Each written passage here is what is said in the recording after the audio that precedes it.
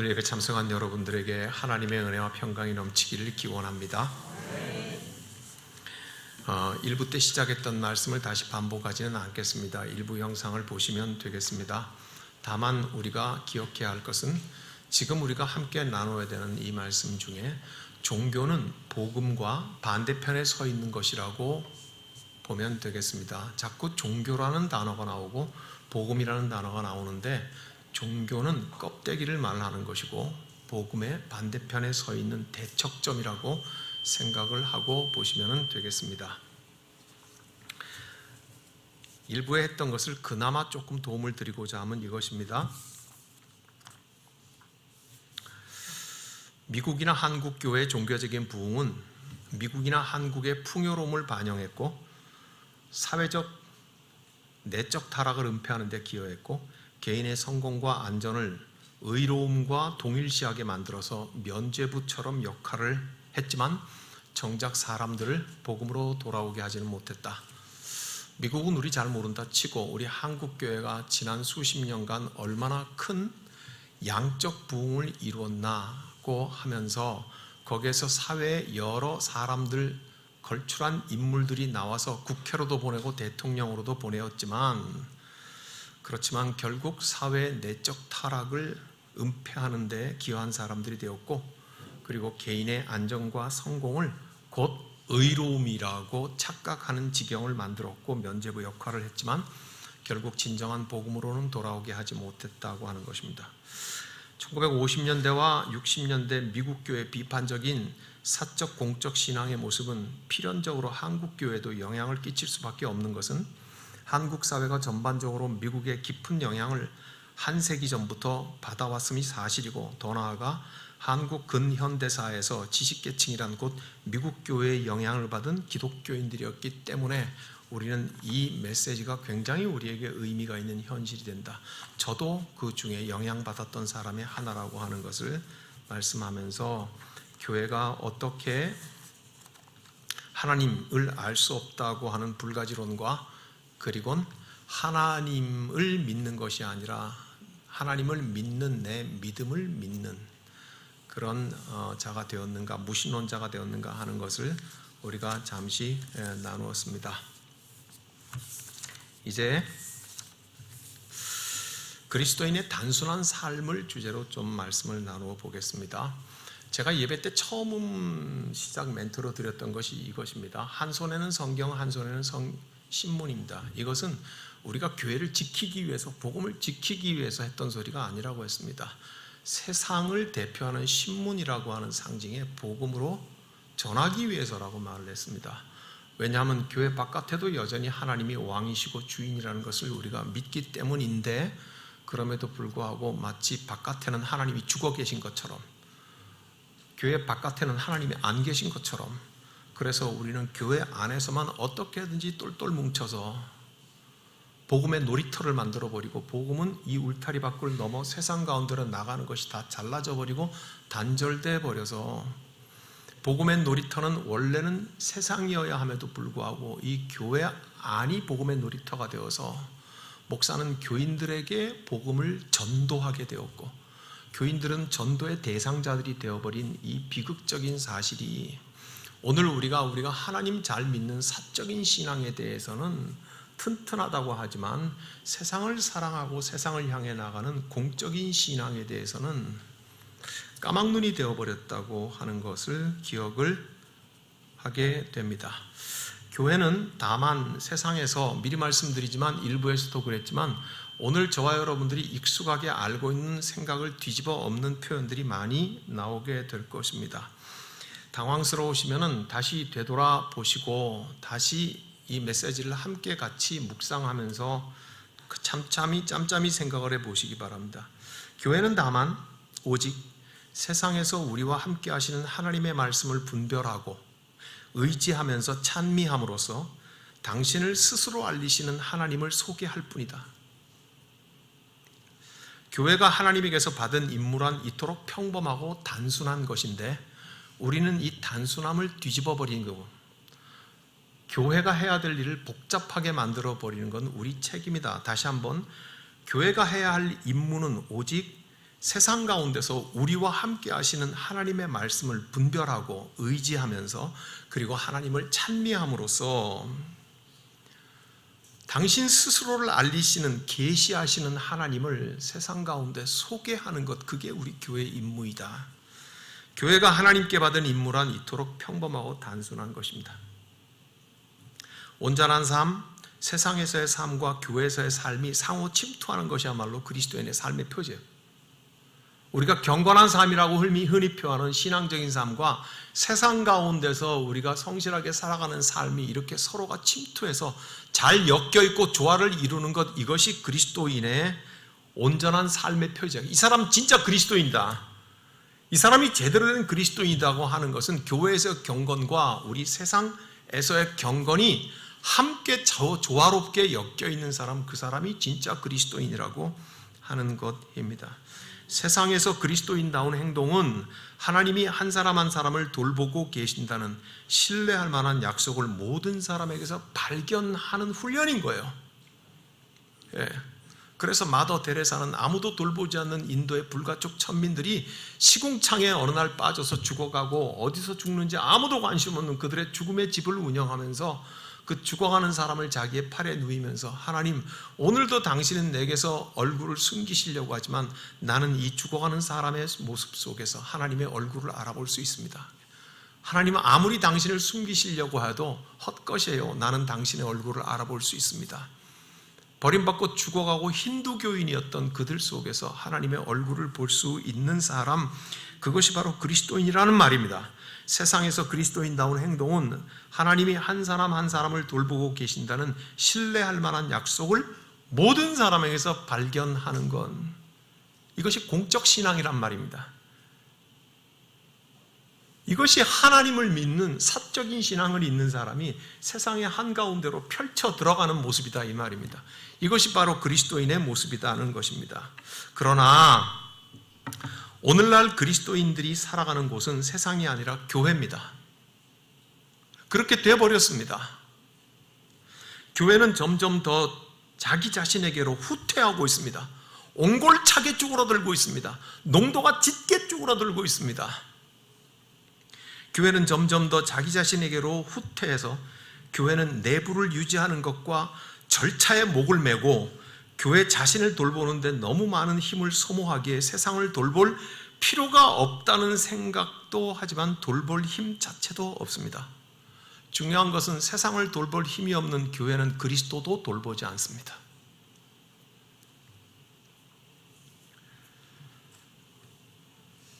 사실 그리스도인의 삶은 단순합니다. 이 단순함은 세상에서 이루어지는 평범한 삶에 하나님의 말씀이 함께한다는 그 사실에 바탕을 두는 것입니다. 우리 모두가 다 보통 사람들이고 평범한 삶을 사는데 이 평범한 삶 속에 하나님의 말씀이 우리 가운데 충만하게 거하고 계신다, 그거를 우리가 매일마다 살아가는 것, 이게 그리스도인의 삶이죠. 그리스도인은 평범한 삶 가운데 자신이 보고 듣는 것에서 자신과 함께하는 하나님의 말씀을 분별해내며, 이게 그리스도인의 실력입니다. 내 평범한 삶 속에 임하시는 하나님의 말씀이 무엇인지 섬세한 영성으로 점점 예리해져 가면서 하나님과 주파수를 맞추고 하면서 이것이 하나님의 말씀이고 이것이 하나님의 메시지라고 하는 것을 분별해낼 줄 알며, 분별한 이후에는 그 말씀에 기대어 살며, 그리고 내게 임하신 그 하나님의 말씀을 찬미하고 높여드리는 게 그리스도인의 삶입니다. 그리스도인이 세상에 하나님의 말씀이 임했다고 말할 때 세상은 다른 어딘가가 아닌 바로 이곳, 내가 살아가고 있는 지금, 여기 임했다는 것입니다. 그런 것처럼 하나님의 말씀은 온 세상 가운데 충만하게 임하고 계시다는 것을 내가 고백하는 것, 그게 그리스도인이라는 것입니다. 마치 교회 바깥에는 하나님이 죽어버린 것처럼 교회 바깥에는 하나님의 말씀이 캄캄한 암흑인 것처럼 행하는 것이 아니라 오늘 내게 임하시고 오늘 내 보통의 삶 가운데 깨닫게 하시고 의지하게 하시고 찬송하게 하시는 그 말씀은 지금 바로 이곳에 있는 것처럼 온 천지 가운데 하나님의 말씀이 그러하다는 것을 믿고 살아가는 것이 그리스도인의 삶이어야 된다, 이 말씀이죠. 하나님은 특별히 혹은 배타적으로 교회에만 계시지 않습니다. 별로 동의 안 하신다는 표정들이 곳곳에서 많이 보입니다. 하나님은 특별히 혹은 배타적으로 교회에만 계시지 않습니다. 이 말은 뒤집어 말하면 하나님은 교회 안에만 계시고 하나님은 그리스도인에게만 계시고 하나님은 교인들이 모여있는 곳에만 계신다고 주장하는 건 틀렸다는 말입니다. 아침에 갔다 했던 말씀의 시작이 이었습니다. 하나님은 교회를 필요로 하지 않으십니다. 깜짝 놀랄 말이에요. 예, 하나님이 교회를 필요로 하지 않으면 뭐예요? 우리가 하나님의 교회를 필요로 한다는 겁니다. 예, 참된 복음을 전하는 교회는 하나님을 찾아서 모이는 곳이 아니라 참된 교회는 하나님께서 먼저 우리 가운데 찾아오신 것을 높이고 찬송하고 예배하기 위해서 모이는 자들이 그게 교회라는 말입니다. 그러면 하나님께서 교회를 필요로 하지 않습니다. 우리가 하나님의 말씀이 계시고 하나님의 은총이 있는 그 교회를 필요하는 것이지. 하나님의 말씀은 세상과 교회 양쪽 모두에 있는 게 틀림없습니다. 왜냐하면 하나님은 특별히 혹은 배타적으로 교회에만 계시지 않기 때문입니다. 그분은 온 땅에 계십니다. 교회는 다만 매 순간 모든 곳에 계신 하나님께 관심하고 관찰하고 증언하는 공동체일 뿐입니다. 세상에 하나님을 가장 먼저 소개한 것은 교회가 아니라 하나님 자신이십니다. 하나님 자신이 하나님 자신을 계시하시고 먼저 드러내셨지 언제 교회가 먼저 하나님을 알고 드러냈습니까? 아닙니다. 해와 달과 별들과 온 천지를 창조하신 것은 이 모든 만들어진 것들은 하나님의 아름다우심을 반영하고 우리의 창조주를 높이고 찬송하라고 하는 임무를 받았기 때문에 오늘도 여전히 해와 달과 별들과 들판의 꽃들은 자기의 역할을 감당하고 있는데 인간만 영적 기억 상실증에 걸려서 골방의 어두운 곳에 처박혀서 불만이 많고 하나님은 왜 이러신지 저러신지에 대하여서 삐져 있는 존재일 뿐입니다. 세상에 하나님을 가장 먼저 소개한 것은 교회가 아니고 하나님 자신이십니다. 그래서 교회는 다만 세상에서 우리와 함께 하시는 하나님의 말씀을 분별하고 의지하고 찬미함으로써 당신 스스로를 알리시는 하나님을 소개할 뿐입니다. 교회는 여기에 위대함이 있는 것이고 이것이 위대한 교회인 것이고 이것이 복음의 능력과 권세가 있는 교회인 것입니다. 하나님의 말씀은 세상과 교회 양쪽 모든 곳에 있습니다. 그렇기에 하나님의 말씀을 따르는 그리스도인이 일상과 성경적인 삶에서 해야 할 일은 동일합니다. 이것이 그리스도인의 삶을 특정 짓는데 온전한 삶, 세상에서의 삶과 교회에서의 삶이 상호 침투하여서 균형을 이루는 것이야말로 그리스도인의 삶의 표지입니다. 무슨 말씀이냐 하면 하나님께서는 교회 안에도 계시고 세상 안에도 계십니다. 믿습니까? 하나님 교회 바깥에 죽어 계시는 거 아니죠? 교회 바깥에 하나님께서 역사하시지 않는 것 아니죠? 역사의 주인은 하나님 아니십니까? 그렇죠? 그렇다면 그리스도인이 여기에서 하나님의 말씀을 받고 하나님의 말씀을 의지하고 하나님의 말씀을 찬송하는 것과 삶으로 나가서 삶에서 하나님을 찬송하고 예배하는 것이 조화를 이루는 것이 그리스도인이 되어야 되죠. 이 말씀입니다. 하나님은 세상 가운데도 역사하시기 때문입니다. 영화 얘기를 좀 하려고 합니다. 웨스트 사이드 스토리라는 거 보셨습니까? 뉴욕의 갱단들끼리의 싸움을 말하는 겁니다. 예.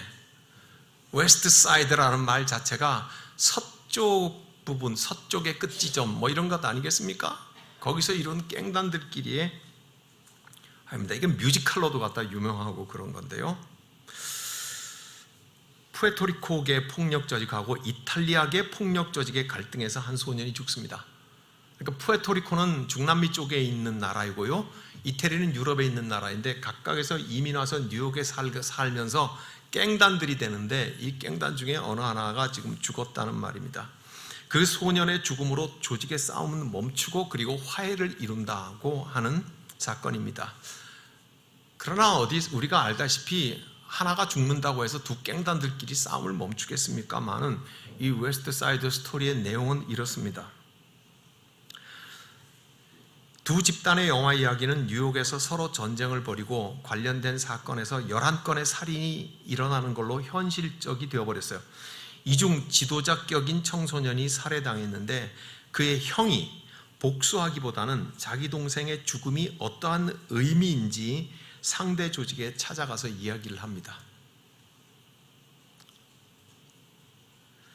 아무런 무기도 없고 경찰인 공권력도 없는 상태에서 상대 갱단에 찾아가서 자기 동생을 죽은 그 형이 말을 합니다.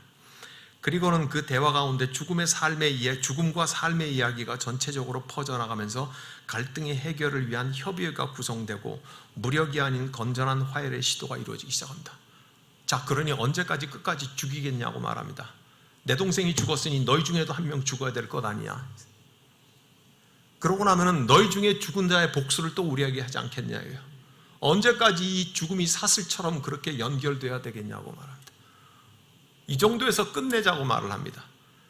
그래서 그 화해를 위하여서 양쪽 갱단 간에 몇 사람의 대표가 구성되고 그리고 어떻게 하면은 서로 죽이지 않을 것인가 하는 규칙을 정해가면서 서로 지키겠다고 얘기를 합니다.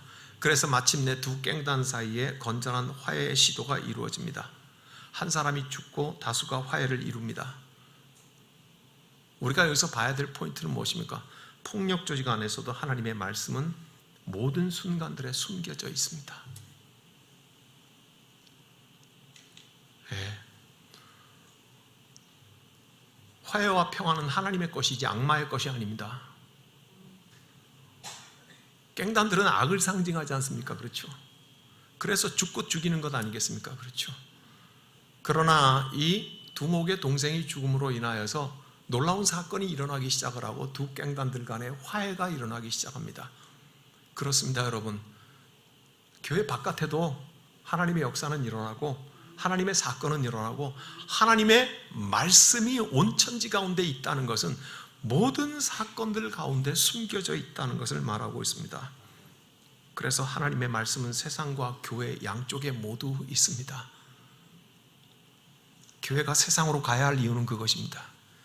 세상적이 되라는 말 아닙니다. 술 먹고 취해서 난리 법석을 휘우자는 얘기가 아닙니다. 무슨 말씀인지 다 알아들으시죠?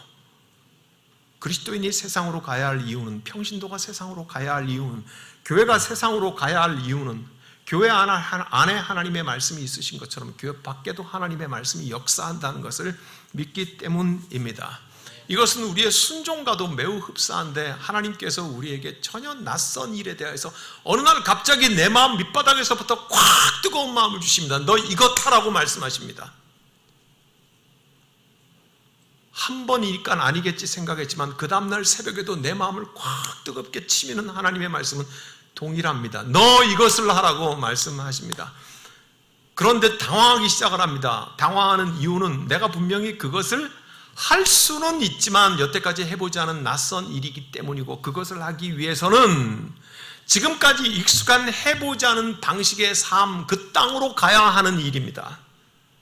하나님께서는 나를 낯선 땅으로 오라고 하시고 그 일을 하라고 하십니다. 그러나 생각해 보십시오. 그 낯선 땅, 그곳, 내가 익숙하지 않은 그곳에도 하나님은 여전히 왕이시고 주인이시지 않습니까? 하나님은 말씀이 거기에 살아 역사하시지 않습니까? 그죠? 그때에 나는 익숙하지 않은 것일지라도 주님 내게 치받으시는 그 감동의 말씀에 예하는 태도, 그것이 순종입니다. 익숙하지 않은데 손해볼 것인데 잘 안 될 것인데 따져보는 내용은 순종이 아닙니다. 태도가 순종이죠. 예하는 삶이 순종이라는 것입니다. 그러므로 하나님의 말씀은 세상 가운데로 여전히 역사하고 있으니 우리가 받은 바 그 구원의 신앙은 하나님과 나 사이에만 얽매여서 있는 신앙이 아니고 제한받는 신앙이 아니고 세상 가운데 끝까지 가야 하는 공적인 신앙이 되어야 한다는 것입니다. 그래서 예수께서는 승천하시면 말하기를 땅끝까지 가라고 말씀하시고 모든 민족에게 세례를 베풀라고 말씀하시고 내가 너희에게 가르친 것을 저들에게 가르쳐 지키게 하라고 말씀하시고 걱정하지 마라, 두려워하지 마라, 내가 너희와 항상 함께 있을 것이라고 말씀하셨는데 우리는 이 말씀을 삼켜버리고 그리고 배설해버리고 못 들은 것처럼 그렇게 생각을 해버리는 것입니다. 사랑하는 여러분, 하나님은 저와 여러분 이 그리스도를 증인하든지 안 하든지 역사의 스스로를 증언하십니다. 하나님은 하나님을 증언하는 사람이 세상 가운데 있든지 없든지 간에 하나님은 자기를 계시하신다는 말씀입니다. 하나님은 전능하십니다.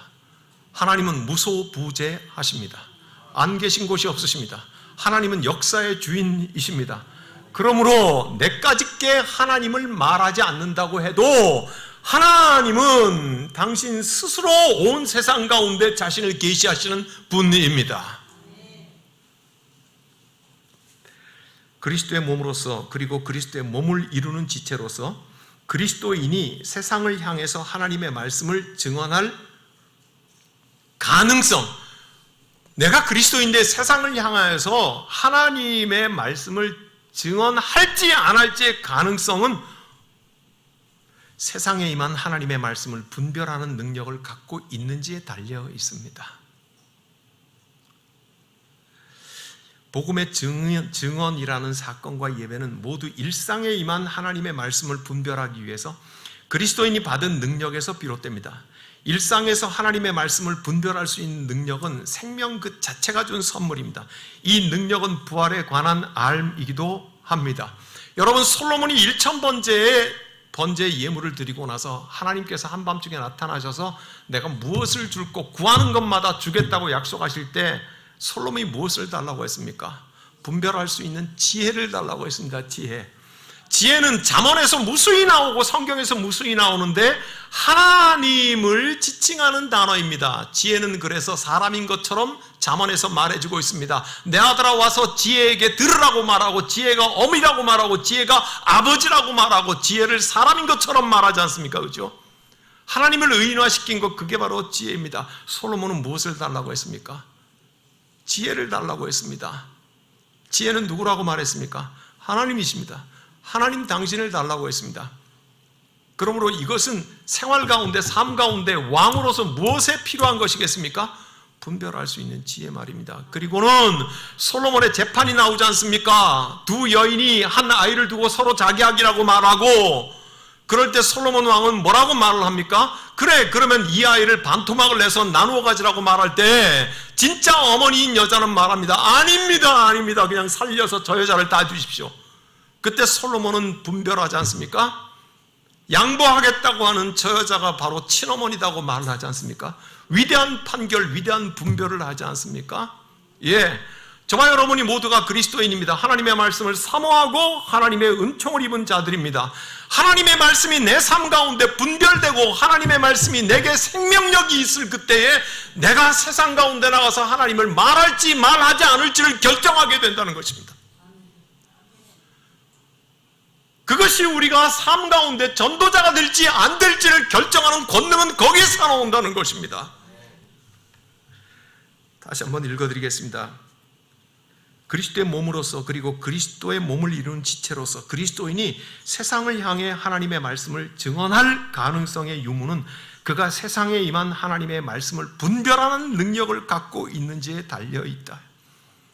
우리의 일상 속에서 하나님의 말씀과 동행하며 섬세해지며 예민해지며 영적 감각을 가지며 하나님께서 나와 함께 하신다는 것을 확신하고 그 말씀을 의지하고 하나님을 찬미할 그때 내게는 생명이 생깁니다.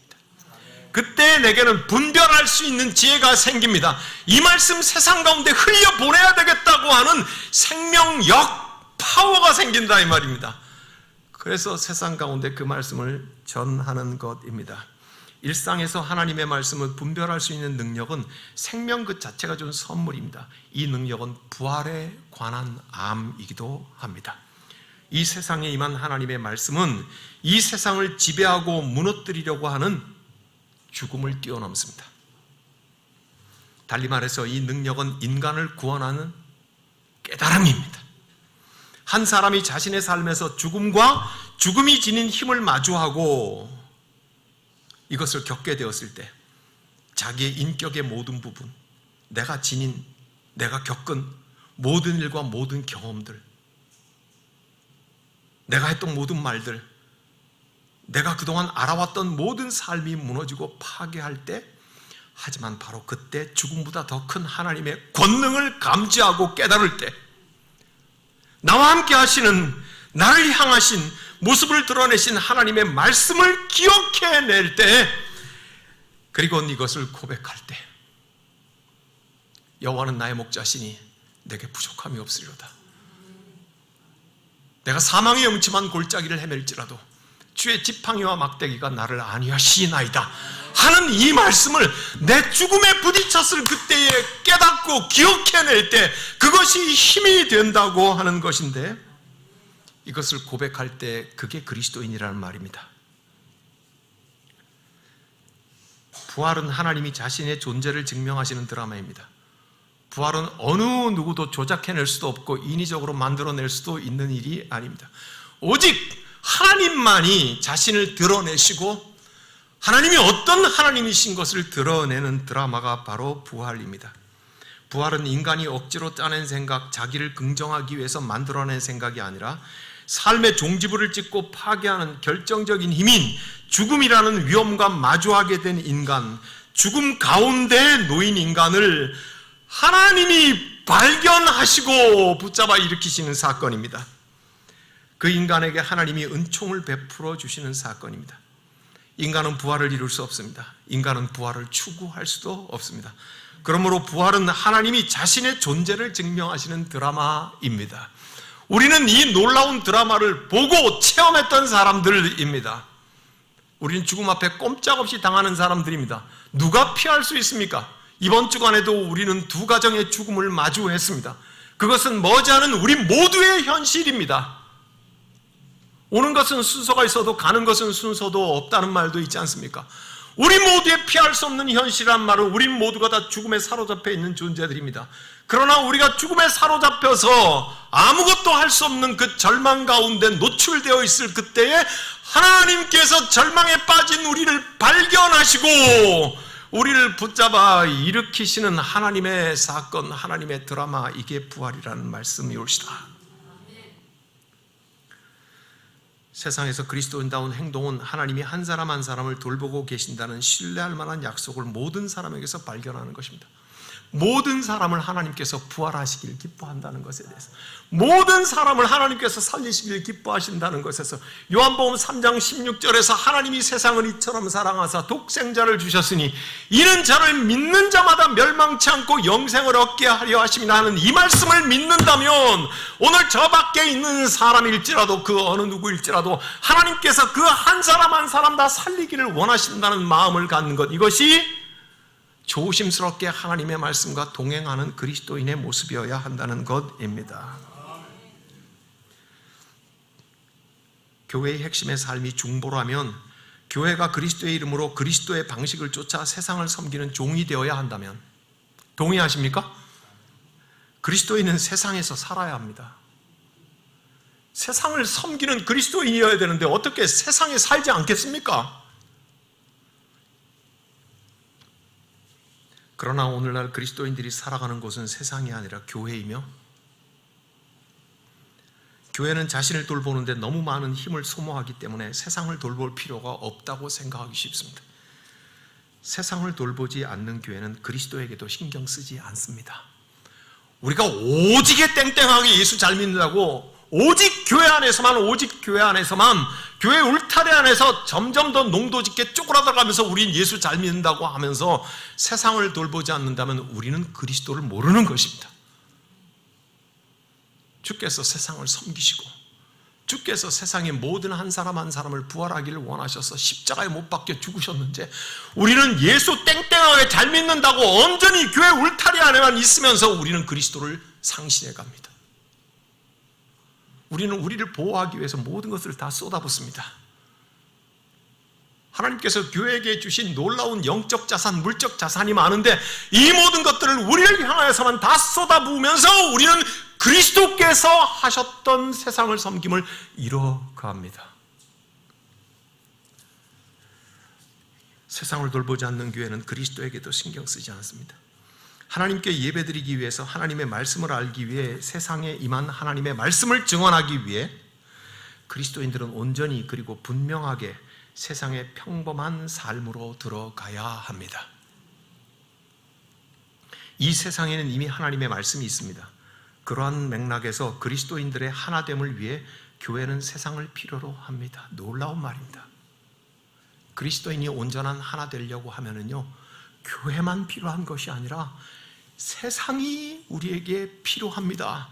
그래야지 온전한 교회가 되고 온전한 그리스도인이 된다는 것입니다. 교회는 사회적 공감대와 감수성을 가져야 합니다. 그렇다면 교회는 어떻게 해야 세상과 올바른 사귐을 할 수 있겠습니까? 하나님에 대한 두려움입니다. 이것이 우리가 세상을 바로 볼 수 있게 하는 분별력의 힘이 되는 것입니다.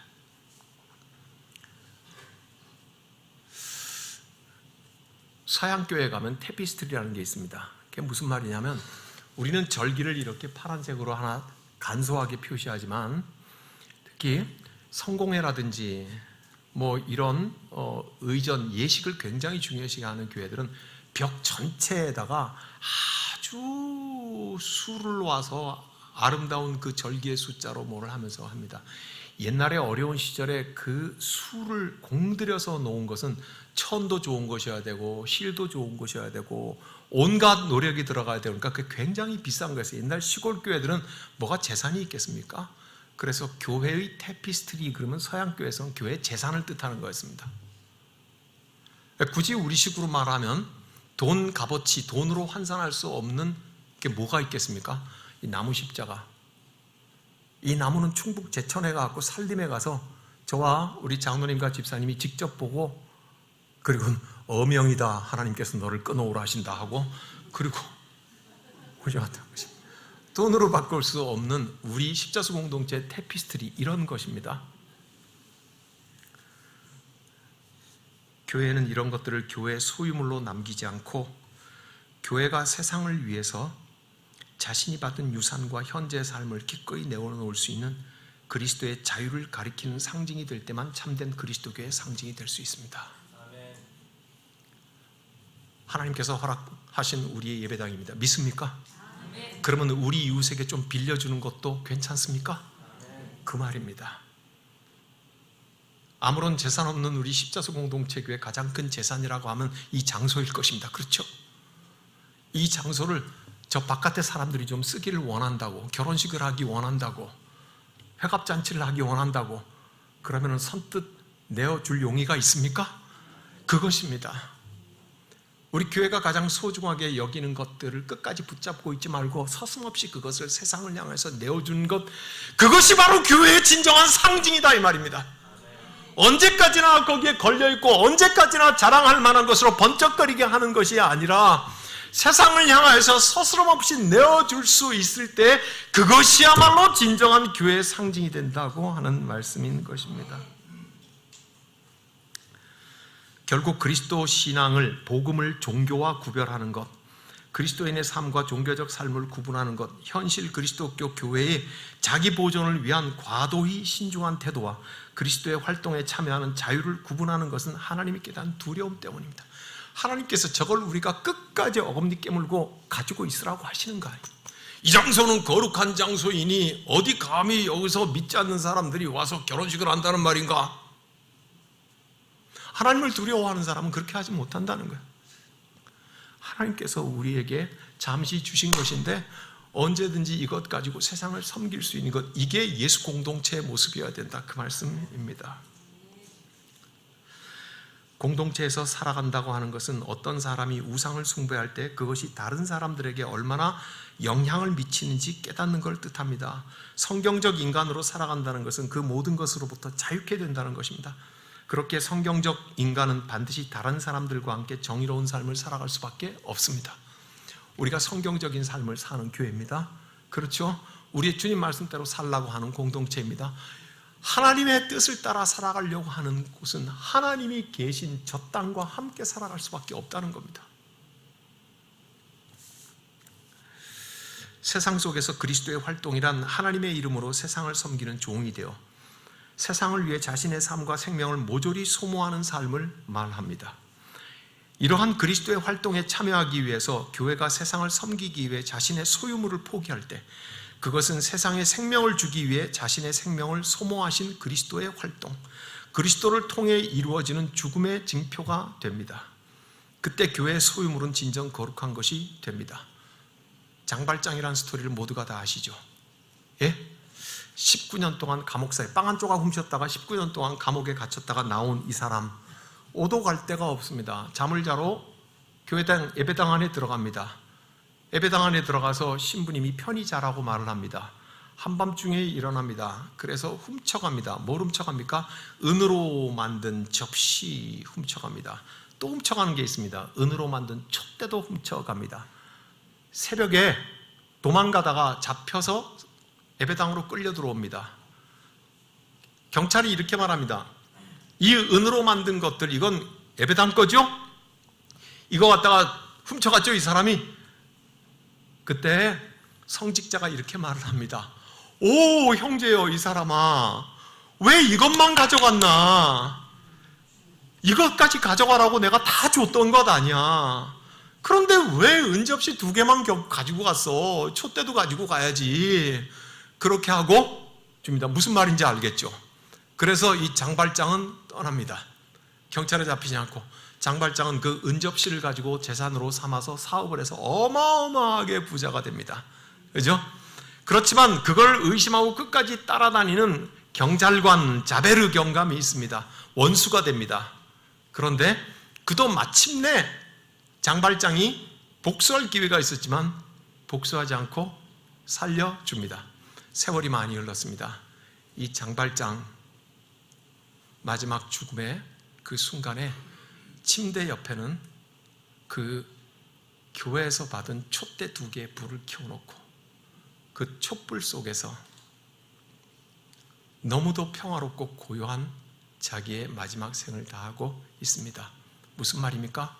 그 촛불, 은으로 만든 촛대, 그것은 구원의 상징이었습니다. 장발장을 일평생 동안 은혜를 감사하고 사랑이 뭔지 깨닫게 하고 하나님께서 살아계시다는 것을 깨닫게 했던 상징적인 것이 바로 그것이었습니다.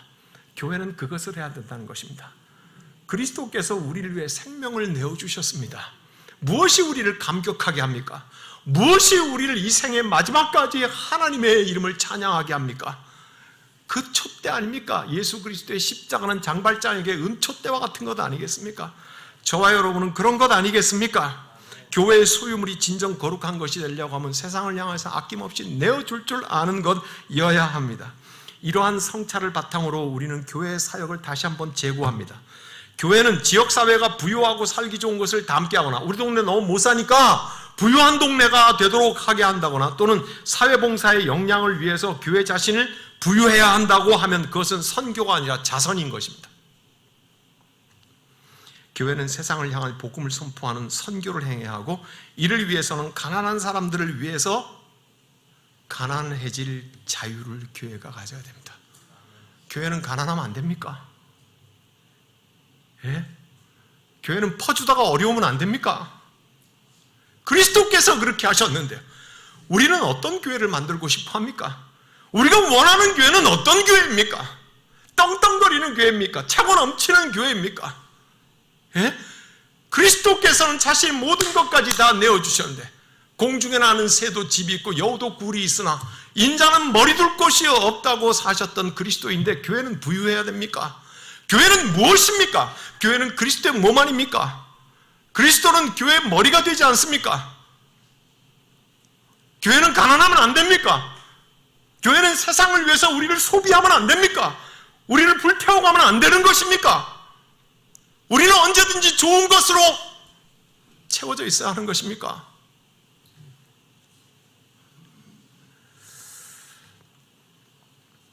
가난한 사람들을 위해 가난해질 자유가 없으면 그리스도를 결코 닮아갈 수 없을 것입니다. 그때 교회는 소유, 부유함, 정치적 위치 등을 그리스도의 활동을 가리키는 징표로 사용했어요.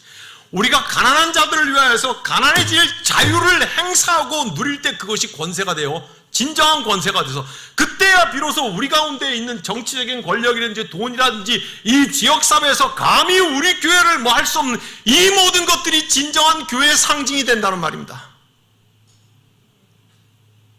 감히 우리 교회를 우습게 하라? 우리 교회는 국회의원도 있고 우리 교회는 장관도 있고 우리 교회는 많이 배운 사람도 있고 우리 교회는 유학 갔다 온 사람도 있고 우리 교회는 돈도 있고 땅도 있고 감히 우리 교회를 우습게 하라? 이것이 교회의 상징이 될 수 없다는 말입니다. 우리 주 예수 그리스도께서 당신을 소모하셨던 것처럼 교회는 소모해 가는 것입니다. 예, 가난한 사람들을 위해서 낮아질 수 있는 가난함의 자유를 가졌을 때야 비로소 우리가 말하지 않아도 우리 가운데 있는 재물과 권력과 우리 가운데 있는 모든 것은 올바른 상징으로 사용할 수 있게 될 것입니다. 교회는 신중해야 합니다. 그래서 오늘날의 교회는 지금까지 언급한 이러한 자유를 상실하고 신중함을 가지고 있습니다. 좋지 않은 신중함을 말하는 것입니다. 지금까지 말한 이 놀라운 자유를 잃어버린 채 교회는 오직 신중하기만 합니다. 신중함이란 어떤 상황에서든 교회가 기관의 보존과 자기의 입지의 강화를 가장 먼저 고려하는 경향성을 뜻합니다. 교회는 자기의 존속이 가장 큰 관심사가 되고 조직을 유지하는 것, 그 자체가 조직의 목적이 되어버린, 우리 조직을 유지하는 게 조직의 목적이 되었어요. 교회를 유지하는 게 교회의 목적이 되어버린 불안정한 마치 공무원들처럼 관료제로 격화되었습니다. 그리스도의 활동에 참여하는 결과로 구성원들이 흩어져야 함을 알게 될 때, 그래서 그 자신의 조직과 생활 방식과 제도와 운동이 불가능해질 때 교회는 불안해합니다. 결국 교회는 그리스도를 따라 자신의 삶과 생명을 바치기보다는 오히려 조직과 기관과 제도의 유지를 위해서 그리스도의 활동에 참여하는 것을 멈추어 버립니다.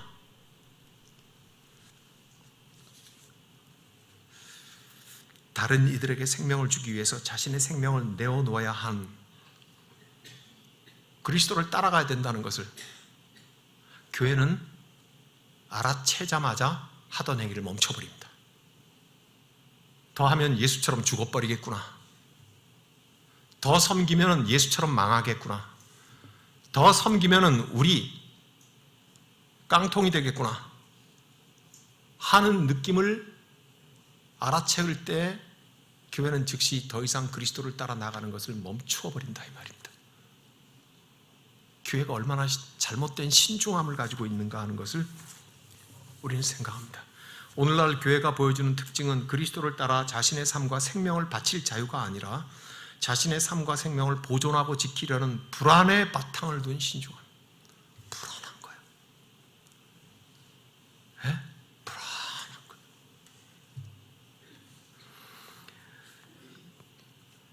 세상은 복음을 반기지 않는 가운데도 복음이 무엇인지 어느 정도 알기 때문에 무서운 말입니다, 여러분. 교회가 복음을 불신하고 불편해하면 세상은 그러한 교회를 더 불쾌하게 여기고 조롱할 뿐입니다. 이래서 교회가 지금 세상에 근심이 되는 이유입니다. 교회가 신중함에 빠져서 교회의 자유를 행사하지 못하고 있는 현실 속에서 비록 세상이 그리스도와 복음을 거부할지언정 그러는 과정에서 세상은 복음을 어느 정도 알게 됩니다. 교회가 쭈삣쭈삣하고 교회가 불안해하면서 우리를 유지해야지, 우리가 튼튼해야지, 우리가 부유해야지 하고 이토록 그리스도를 닮지 않는 신중함 가운데 쭈삣쭈삣 멈칫멈칫 그럴 때도 하나님은 저 바깥에 계셔서 믿지 않는 세상의 사람들로 하여금 교회가 지금 뭔 짓을 하고 있구나 하는 것을 알게 하신다 이 말입니다. 그러니 교회를 조롱할 수밖에 없게 되겠죠. 왜냐하면 교회와 그리스도인의 삶의 특징은 곧 세상을 위해 철저하게 나 자신을 내어주는 것이라는 것을 이미 세상 사람들은 알고 있기 때문에 그래요. 교회가 그리스도의 활동에 참여하기를 멈추고 신중해진 이 순간에도 교회는 길 잃은 사람들을 받아들이기 위해 자신의 삶과 생명을 소진시키시라는 곳을 사실을 세상은 알고 있어요. 예. 그렇게 교회가 스스로 그리스도의 활동에 대한 증언을 포기해서는 안 되겠다고 하는 것입니다. 그리스도인이나 교회가 그리스도의 활동을 하지 않는 곳, 활동을 하지 않는 순간에도 세상은 그리스도의 활동을 알아봅니다. 우리 교회 가운데 논의되는 말 중에 하나가 뭐냐면, 우리 이 지역에 있는 차상위 계층과 노인들 중에 병든 자들도 있고 어려운 분들이 많으니까 그들과 함께 일주일에 한 끼라도 좀 밥을 나눠 먹는 무료 급식에 대해서 의논을 합니다. 혹시 우리 가운데 도대체 우리가 왜 그래야 되느냐? 도대체 우리가 헌금한 돈을 세상을 향해서 왜 이렇게 퍼줘야 되느냐? 나라에서 갖다 밥 굶는 노인 없게 하는데 왜 그렇게 해야 되느냐? 그렇게 말하시는 분은 없으리라고 생각을 합니다.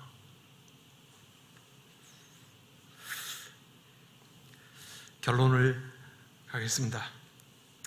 결국 그리스도교 신앙을 종교와 구별하는 것, 그리스도인의 삶과 종교적 삶을 구분하는 것, 현실 그리스도교 교회의 자기 보존을 위한 신중한 태도와 그리스도의 활동에 참여하는 자유를 구분하는 것은 하나님에 대한 두려움 때문입니다. 성경은 하나님을 경외하라고 말하고 있습니다. 경외. 공경하고 두려워하라는 말입니다. 하나님의 말씀이 분별되고 하나님의 말씀이 내게 살아있고 내가 그 말씀을 의지함으로 살아간다고 하면 하나님을 두려워하겠죠. 그래서 그 말씀이 이끄는 대로 가겠죠. 하나님을 두려워할 때 인간은 하나님의 자리를 대신하려는 모든 미신, 우상, 종교 등을 거절합니다. 하나님을 두려워하기에 인간은 죽음을 더 이상 두려워하지 않을 수 있습니다. 자유로이 세상에 들어오시고 인간의 평범한 삶 속에서 활동하시는 하나님을 신뢰하고 고백함으로써 모든 자기 보존과 정당화의 욕구로부터 인간은 해방됩니다. 그리스도를 따라가니까요. 이제 인간은 참된 인간 예수 그리스도라는 참된 인간성을 이룰 자유를 얻었습니까? 즉 예수 그리스도 그분과 같이 세상을 위해 자신과 삶과 생명을 철저히 내어줄 수 있는 존재가 되는 것, 이것이 바로 성서적 인간입니다. 로완 윌리엄스라는 사람이 성서적 인간이라는 책을 냈습니다. 여러분들도 읽기를 시작했으면 좋을 것 같습니다. 성서적 인간은 자신의 삶이 본문이 되어서, 사랑하는 여러분들이 우리 각자의 삶이 다 본문이 되어서 하나님의 말씀이 자신을 해석하도록 끊임없이 취약해지기를 선택합니다. 자발적인 가난, 거룩한 지출, 시간, 모두 거룩한 지출에 넣는데 이 모든 것들이 다 취약해. 내가 100만 원 가진 것보다 50만 원 가진 게 약하잖아요. 그죠? 내가 하루 종일 내가 시간을 쓸 수 있는 것에 비해서 반토막을 연약한 이웃을 위해서 돕는다는 건 반토막밖에 없으니 다 약한 것 아닙니까? 그렇죠? 그렇지만 우리는 그리스도께서 하신 것처럼 스스로 취약해지는 것을 끊임없이 선택하는 사람이 된다는 것입니다. 오, 주의 성령께서 우리에게 부디 이렇게 임하시기를 소망합니다. 따라갈 수 없는 것 때문에 너무 고통스러워서 힘들지만 저 자신부터 우리 모두 십자수 공동체가 그야말로 세상에 마땅히 있어야 할 교회로 세워지기를 원합니다. 그때야 우리는 세상으로부터 자유로워집니다. 그리고 현재 이 세상이 곧 하나님 아래에 있는 세상임을 깨닫게 되고 현재에 있는 세상을 우리가 바꾸려고 애쓰게 될 것입니다. 이것이 바로 우리가 하나님과의 사적인 신앙의 삭임에서 바로 세상을 사랑하는 공적인 신앙으로 펼쳐지는 그 역사에 우리가 하나님과 함께하는 방식인 것입니다. 기도하겠습니다. 주님, 우리에게 이 은총을 주소서. 따라갈 수 없는 연약함 때문에 고통스러워하는 것을 보시옵소서. 주여, 우리가 이 깨달음의 말씀대로 이끌려가게 하옵소서. 우리 각자일 뿐만이 아니라 십자수 공동체 모두가 다 함께 우리의 공동체가 이 길을 가도록 허락하여 주옵소서. 우리 주님 예수 그리스도의 이름으로 기도하옵나이다. 아멘.